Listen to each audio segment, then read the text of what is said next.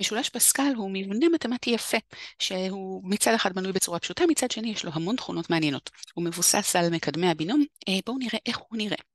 אז הוא בנוי משורות שורות שיוצרות משולש אינסופי כזה.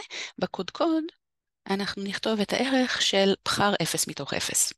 אחר כך בשורה i אנחנו נכתוב את בחר j מתוך i עבור j שהולך מ-0 עד i. אז בשורה הראשונה אנחנו נכתוב את 0 מתוך 1 ואת 1 מתוך 1.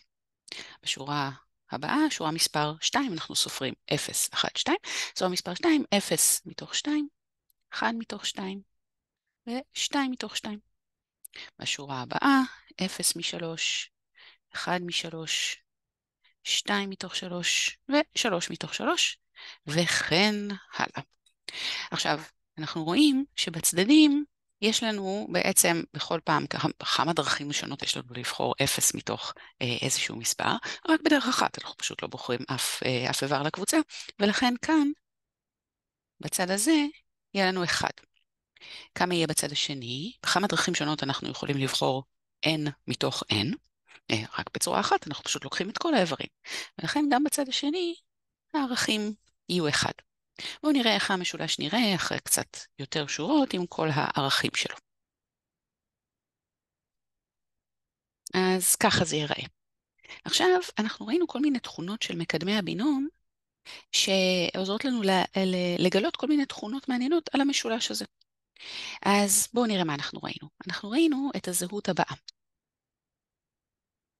ראינו שאם אנחנו נסכום את k פחות 1 מתוך n פחות 1, ועוד k מתוך n פחות 1, אז נקבל את k מתוך n. עכשיו נסתכל על איזשהו איבר בתוך המשולש, נניח האיבר הזה. אז אם אנחנו נסתכל עליו בתור איזשהו k מתוך n, בשורה מעליו יש איברים מתוך n פחות 1, ספציפית, זה שנמצא מעליו מימינו הוא למעשה k פחות 1, k מתוך n פחות 1, וזה שנמצא מעליו משמאלו הוא למעשה k פחות 1 מתוך n פחות 1. ולכן תמיד אם נסתכל על איזשהו איבר, הוא יהיה בדיוק הסכום של השניים שמעליו בגלל הזהות הזאת. לכן, כל תא פנימי במשולש הוא הסכום של שני התאים שמעליו. למעשה זו דרך אחרת להגדיר את המשולש. אנחנו אומרים ככה, נתחיל מהקודקוד שהוא 1, ועכשיו כל תא הבא בשורות שמתחת יהיה הסכום של שני התאים שמעליו, כשאם אין תא אנחנו מחשיבים את זה כאפס. וככה אנחנו מקבלים את כל המשולש. במקום לבנות את זה לפי מקדמי הבינום, אנחנו פשוט בונים את המשולש לפי הכלל של הסכום של השניים שמעליו. נסתכל על שני האיברים האלה, כדי לדעת מי התא מתחתם, אנחנו נחבר 1 ועוד 3, נקבל 4. ככה אנחנו בונים את המשולש לאינסוף. עוד תכונות של המשולש, אנחנו ראינו את הזהות הבאה.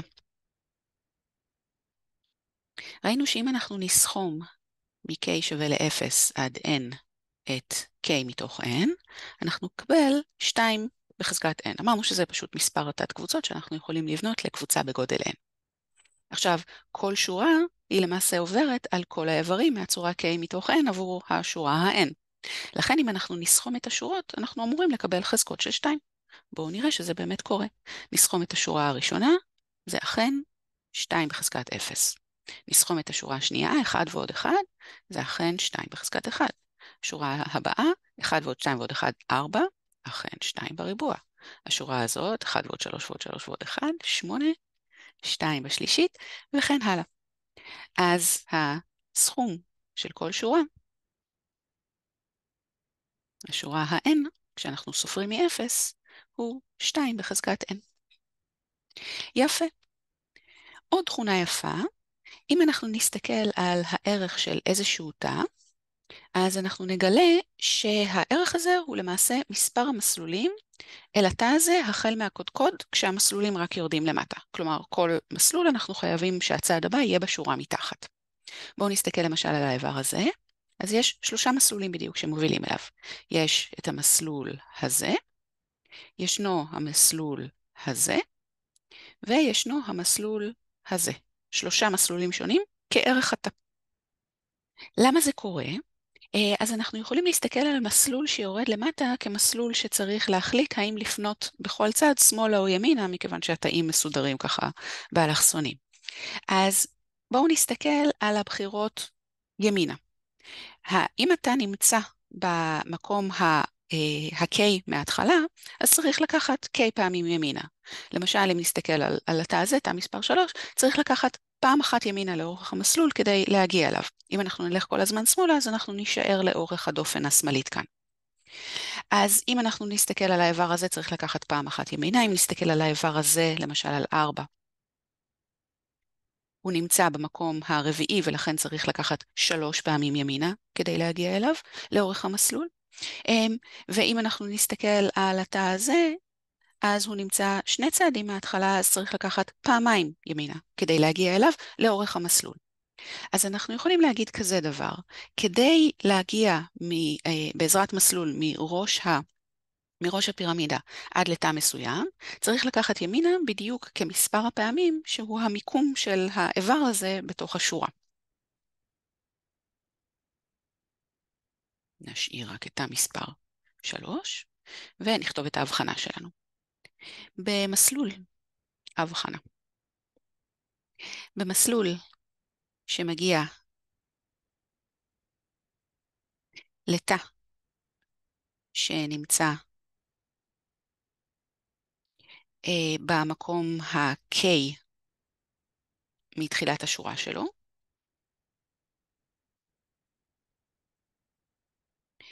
צריך לפנות בדיוק K פעמים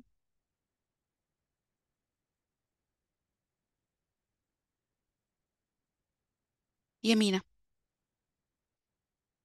עכשיו, מה אורך מסלול כזה? אורך המסלול הוא כמספר השורה שבו האיבר נמצא. אורך המסלול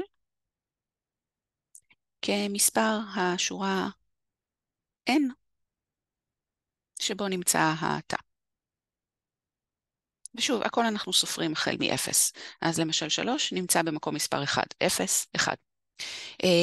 הוא נמצא בשורה מספר 3, 1, 2, 3. אוקיי, אז אורך המסלול הוא כמספר השורה N. במסלול שמגיע לתא שנמצא במקום ה-K מתחילת השורה שלו, צריך לפנות בדיוק K פעמים ימינה. לכן מספר המסלולים הוא כמספר הדרכים לפנות K פעמים ימינה במסלול באורך N. מספר המסלולים שווה למספר הדרכים, הדרכים לפנות K פעמים ימינה מתוך מסלול באורך N. כמה אפשרויות יש כאלה? יש בדיוק K מתוך N. אנחנו מחליטים באיזה צעד אנחנו נבחר, ואנחנו נלך ימינה, ואנחנו צריכים להחליט על K צעדים כאלה. אז יש K מתוך N מסלולים כאלה, אבל איבר שנמצא במקום ה-K מתחילת השורה, כשמספר השורה שלו הוא N, הערך שלו הוא בדיוק K מתוך N, לפי ההגדרה של המשולש. לפי הגדרת המשולש. תא כזה, הערך של תא כזה,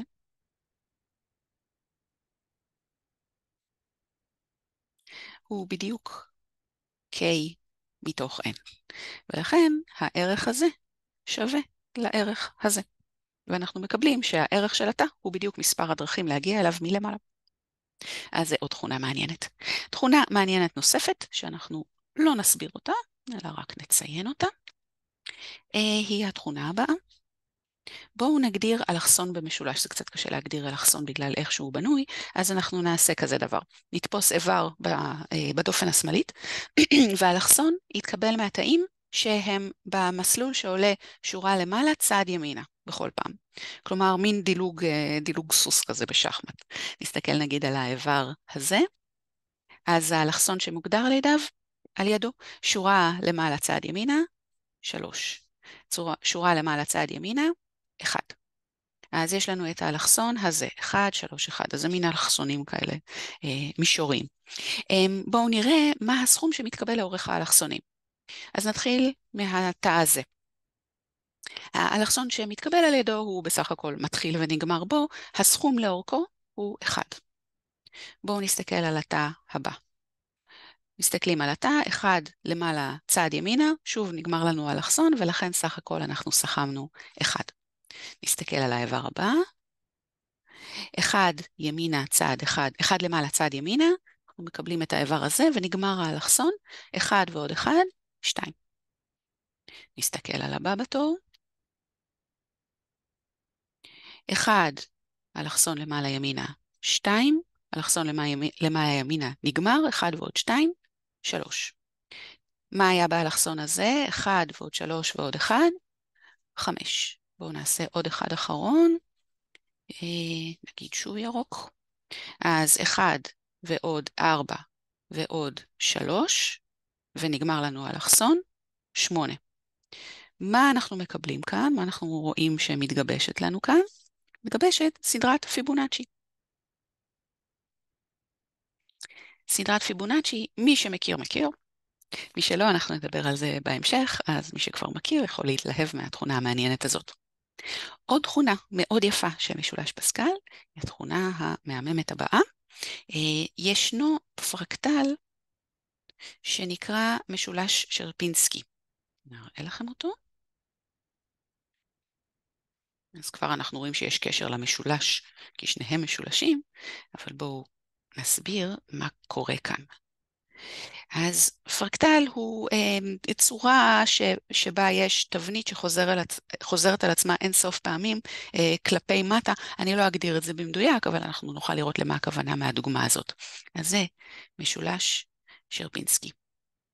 ואנחנו מקבלים את משולש שרפינסקי, באופן הבא. אנחנו מתחילים ממשולש שלם. עכשיו אנחנו גוזרים ממנו משולש הפוך כזה באמצע שלו. אז בעצם מתקבלים לנו כאן 3 משולשים יותר קטנים. בתוך המשולשים היותר קטנים, אנחנו שוב גוזרים משולשים הפוכים קטנים יותר. וככה מתקבלים לנו הרבה משולשים קטנים, וככה אנחנו ממשיכים לאינסוף. אז הצורה שמתקבלת בסופו של דבר נקראת פרקטל, והוא בנוי בצורה היפה הזאת. ניסיתי לעשות זום אין, הנה. אז ככה נדמיין המשכה לאינסוף של הגזירה של המשולשים ההפוכים, מתקבלת צורה כזאת שבנויה בצורה רקורסיבית אינסופית. מה הקשר בין משולש שרפינסקי לבין משולש פסקל? רק לזה ששניהם משולשים ושניהם מאוד יפים. אז מצטברת הטענה הבאה, שגם אותה אנחנו לא נסביר, אבל אפשר להסביר אותה על ידי הסתכלות על הערכים של המשולש. בואו נסתכל על משולש פסקל, שבו אנחנו מבצעים את הצביעה הבאה. את כל התאים שהערך שלהם אי זוגי אנחנו צובעים בצבע אחד, את כל התאים שהערך שלהם זוגי אנחנו צובעים בצבע אחר. אז בואו נתחיל צביעה כזאת, ננקה כאן את השטח ונראה איך זה ייראה. נבחר צבע יפה, ואת כל האי זוגיים נצבע בצבע אחד. אז הדפנות מצויות בצבע.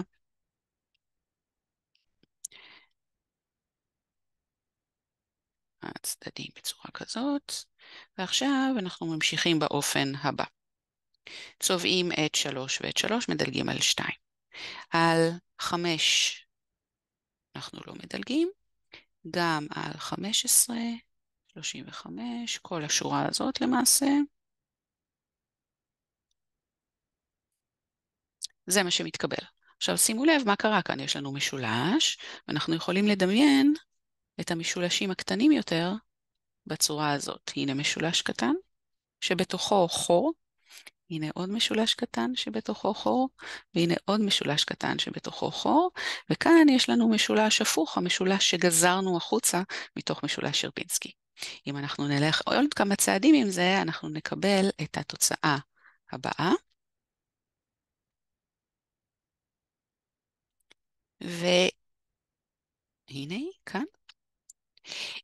ולמעשה זה נכון גם אם נמשיך לאינסוף. כלומר, אנחנו נגדיל את המשולש כרצוננו, ואנחנו נראה שהצורה הזאת של משולש שרפינסקי חוזרת על עצמה.